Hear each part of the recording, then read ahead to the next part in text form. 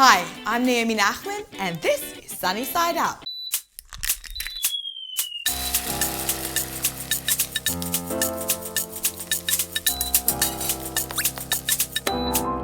I have a very special guest today on kosher.com. Who is that? It's you! I'm so excited to have two-time cookbook author, restaurant owner, comedian. She does so much. Welcome, Chef Einat Admony, for my show today. I'm like so honored to have you here. Thank you. Happy to be here. Your latest book, Shuk, is incredible. I read it from cover to cover, and I felt like I was going on a Shuk tour with you the entire time reading it. A lot of new stuff, right? A lot of Even new for stuff. you that you're going a lot to Israel, you can see that there is markets that you never visited. I've never been to all those Tel Aviv markets before, so it was really a real eye-opener, and I'm excited to cook some of the stuff with you today. So today we're going to do more like Iraqi-style latke. So in Israel, I grew up with not the grated potato, but baked potato or boiled potato, and then we will make like patties, and that's how we call it levivot. Levivot. Okay. Very so this is the Iraqi style that's called Aruk. I really love it. We have some baked potato, and I like to bake the potato and not to boil them because then they not absorb a lot of water. We have some herbs. We have cilantro and parsley. I love cilantro. I know. Some people doesn't. I don't understand what that means. Some crazy people doesn't. So here we have some scallion.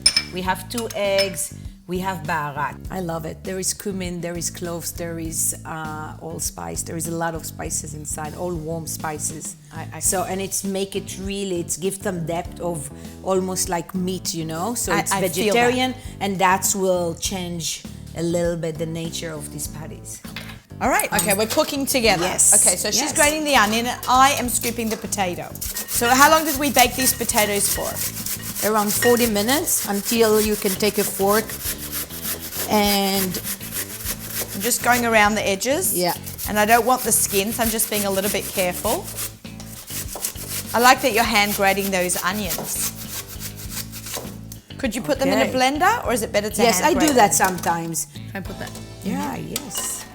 So I will do a lot of time when I do meatballs for a lot of people. I will do the onion inside a food processor and even the herbs, and then mix it in a mix instead of to chop everything. Right, it becomes very tedious, and you need to work quickly in a kitchen. Yeah. And I host a lot at home, even though I have several restaurants. I'm still cooking. I have 2 kids and too many friends. It's a good thing. Everybody wants to be your friend. They always want to come and eat at your house. Usually on Friday around 10 a.m. till 2 o'clock, I'm getting just text from Fred. So what time tonight? Not, do you have a dinner? We coming for Shabbat. It's what time I'm coming. I love that. I know. We're doing good? We're doing great. I'm the official potato scooper for Einat. Okay. Okay, now what she's mashing it with a potato masher. Yeah, it would be easier. Good old-fashioned technique there. I just want to feel this. Oh, using my strength here. I'm going to do this. And it's going to be beautiful green. Should I mix? Yes, please. I love the amount, a lot of herbs. I like that. And as my mom taught me, don't waste anything. Yeah. Here. And there is a scallion. Look, it's like almost green. Yeah. And then we just put tiny flour to hold it. Don't need much here. It's like maybe a teaspoon or 2. Yeah. Not even a tablespoon. There is 2 tablespoons. But I'm really doing instruction that you can slowly. Sometimes it's changing, you know. Sometimes it needs more because the potato are too wet, and sometimes you need a little bit less. So there is, of course, a very accurate measurement for the specific potato I did. But you know, sometimes it's baked like until it gets so dry that you don't need as much as flour anymore. Okay, so that's interesting. You kind of have to go by look and taste. Here is a little bit cumin. Cumin, and now paprika, and then you put the baharat. And then the baharat, yeah. Which has also got cumin in it. A little. For me, there's never enough cumin. I know. So we used to have a jokes in the kitchen that if we create a dish that is not feel Middle Eastern or Israeli enough, we said, oh, just put a little bit cumin in it. I love that. So everything, like most of my mixes, the spice I use the most will be cumin, paprika, and turmeric. That's the 3 first one.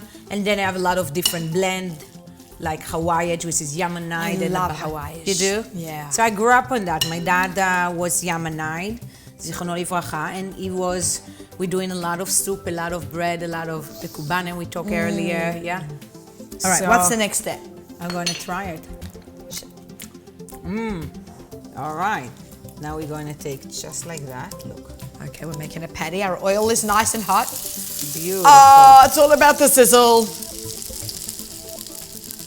And you'd And think you it would can fall make apart, but it's not. It's No. holding beautifully. Shall I No, lower and it? if you feel that is, you know what's happened when you start putting salt, it start like taking the liquid out. So Yeah. you need to be careful. But for me, if I feel it's too moist, I would put a little bit more flour, no problem. But I like it that it's like runny like that because that's mean it's going to be super moist inside and Okay, still that's what we crispy. want. I grew up in Bnei Brak, no much dairy in my house, but later on when I got out and I came to New York, there is much more dairy in my life now. So there is a sauce that I made especially for you with preserved lemon that actually going in my cookbook with beet latke. Oh, but I want you yum. to try it here, and you can do it with just tahini, raw tahini or tahini sauce with some lemon. There's endless things you can just serve it with. Delicious. Dear, and this is like so perfect for Hanukkah.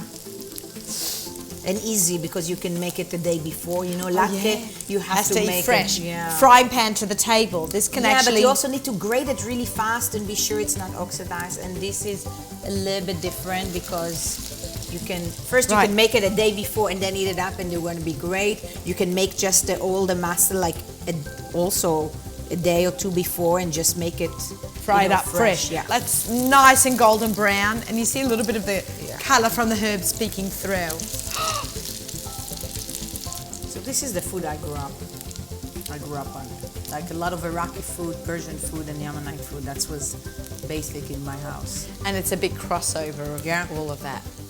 Yeah. You know, I do amba aioli. It's also in the cookbook. And this is Yeah. a little bit lighter, and I do that for years. So Einat plated this up nicely for us. We have our, what do we call Aruk. it? Aruk. Aruk, and then I like it with a little bit lemon. You can put just tiny lemon. You can put drizzle tahini, and I will put. I made also a sauce. This is preserved lemon yogurt. You can do preserved lemon with aioli if you want to keep it parv. You can just make like a beautiful tahini sauce with this almighty tahini. You can have roasted peppers inside the tahini sauce. There is endless. Okay, You I'm want a gonna- little bit acid, so I want a little bit acid, and I'm gonna I do nice that. little drizzle. And I will do. I'm gonna have the tahina one. Okay, here we go. Cheers. Let's have one. Oh my god. Wow, I like the acid. Like it? I'm gonna put some more lemon on it. Because you said This is acid. good, and you see the chunks of potato inside. It's great. Oh my god, this is amazing. Thanks so much, Einat, for coming on the show. Thank you for having me. You are a rock star. Good luck with the book. Thank Guys, you. go check out her book, Shuk. You'll take a virtual Shuk tour reading her book. You can find this recipe and more like it on kosher.com.